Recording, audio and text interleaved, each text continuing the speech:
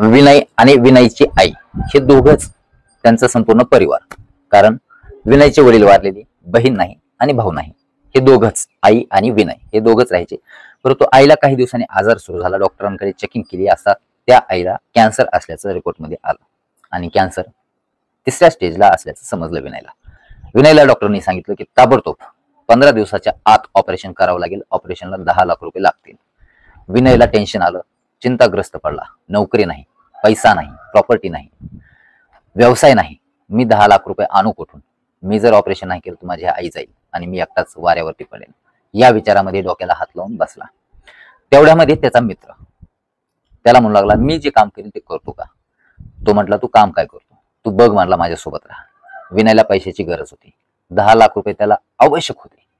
त्याला दुसरं काहीही दिसत नव्हतं. त्याला फक्त 10 लाख रुपये आणि त्याच्या आईचं कॅन्सर एवढंच दिसत होतं. तो त्याच्या मित्रासोबत गेला. त्याच्या मित्रांनी विनयची भेट एका महिलेशी घालून दिली. 30-35 वर्षाची ती महिला, साक्षी तिचं नाव. त्या साक्षीसोबत विनयची भेट घालून दिली.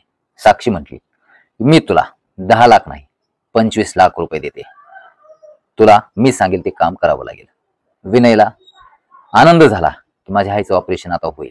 परंतु त्याला दुसऱ्याच क्षणी विचार पडला, जी महिला 25 लाख रुपये द्यायला तयार आहे, ओळख नाही, पहिली भेट, नेमकं आपल्याला काम करायचंय काय? हा विचार विनयला पडला आणि तो विचारामध्ये साक्षीला म्हटला, नेमकं मॅडम मला काम करायचंय काय? त्यावेळेला ती म्हटली, हे धर आधी 10 लाख रुपये, तुझ्या आईचं ऑपरेशन कर, नंतर आपण यावर चर्चा करू. परंतु विनय मानायला तयार नव्हता. नंतर विनयला वाटलं, पैसे घेईल मी आणि नंतर जर मला काही अडचण आली किंवा काम विचित्र कोणतं एखादं सांगितलं तर काय करू? त्यामुळे तो हट्ट धरू लागला आणि काम काय मला सांग म्हटला. त्यावेळेला साक्षी त्या मॅडमनं विनयला काम सांगण्याचं सुरू केलं. तिनं सांगितलं, वेगवेगळ्या महिला माझ्या मैत्रिणी आहेत आणि त्या मोठ्या क्लासनवादी अधिकाऱ्याच्या महिला आहेत. त्यांचे पती बाहेर देशामध्ये कामाला, बिझनेसला जात असतात. त्यामुळे तुला जी पाहिजे ती रक्कम दिली जाईल.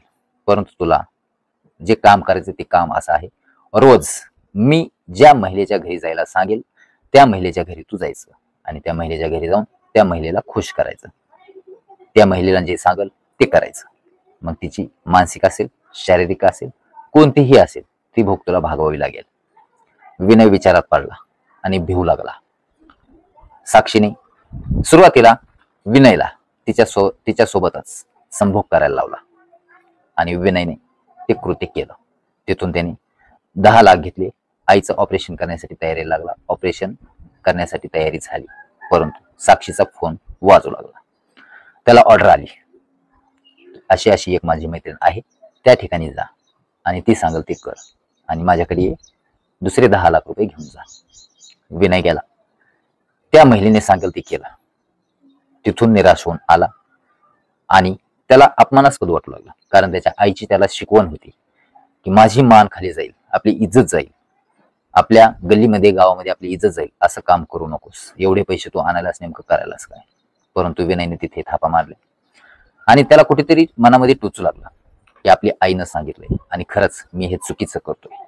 परंतु तो फसला होता. तोपर्यंत पैसे घेतले होते आणि बरंचसं काम केलं होतं. वाईट मार्गाला त्याचा रस्ता हा सुरू झाला होता. साक्षीने त्याला जाळ्यामध्ये घ्यायला सुरुवात केली. विनयने ऑपरेशन झालं, पैशाची अडचण भागली, आई दुरुस्त झाली. परंतु विनय आता यातून बाहेर निघायचा प्रयत्न करू लागला. परंतु साक्षीने त्याला ब्लॅकमेलिंग सुरू केली.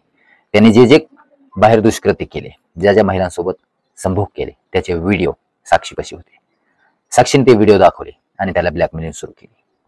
म्हणून विनयने एक आयडिया सुचवली आणि त्याची जी प्रेयसी होती त्या प्रेयसीला त्याने संपूर्ण घटना सांगितली आणि त्याच्या प्रेयसीने सगळी घटना समजून घेतली आणि प्रेयसीने आणि त्याने दोघांनी मिळून एक नाटक केलं.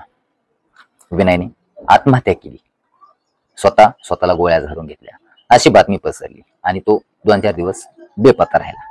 इकडे साक्षी घाबरली की माझ्या या ब्लॅकमेलिंगला भिवूनच विनयने आत्महत्या केली काय, पोलीस मला आता पकडतील, अशी भीती तिला वाटू लागली. म्हणून तिने हालचाली सुरू केल्या आणि एक नवीन तरुण जाळ्यामध्ये घेण्यासाठी प्रयत्न सुरू केले आणि जो तरुण जाळ्यामध्ये घेतला तो एक इन्स्पेक्टर होता. त्याला संपूर्ण विनयने आणि त्याच्या प्रेयसीने हकीकत सांगितली होती. त्या इन्स्पेक्टरला ज्या वेळेला ही पैसे देऊ लागली आणि काम समजावून सांगू लागली आणि स्वतःसोबत संभोग सुरुवात करायला लावू लागली, त्यावेळेला इन्स्पेक्टरने तिला रंगे हात पकडलं आणि जेलमध्ये टाकलं. तर एकूणच ही जी क्राईम घटना आहे, या घटनेमध्ये तुम्हाला नेमकं मनोगत काय आठवतंय हे आम्हाला कमेंटमध्ये सांगा. आणि असेच नवीन लेटेस्ट अपडेट्स पाहण्यासाठी आपल्या चॅनल सोबत राहा. धन्यवाद.